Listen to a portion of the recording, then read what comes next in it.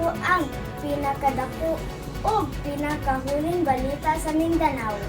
Pipila ka mga dalan sa Davao City ang nalubog sa baha niadtong September 23 ning tuiga tungod sa nasinating pag-ulan sa syudad.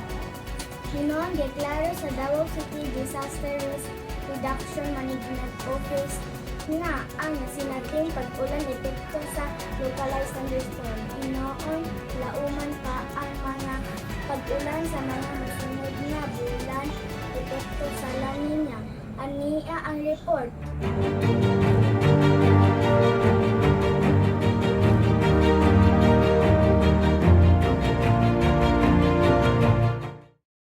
Ingon ani kakusog ang bulhog sa tubig baha sa sitio Kawa-Kawa, Barangay Katalunan, Pequeño, Davao City pasado alas 5 sa hapon adlaw Lunes, Setyembre 23 ning tuiga. Makita sa gi-upload nga video sa netizen ang usa ka driver nga naglisod og drive sa iyang sakyanan hinuon nakasukakod kini og nakapadayon sa iyang pagbiyahe.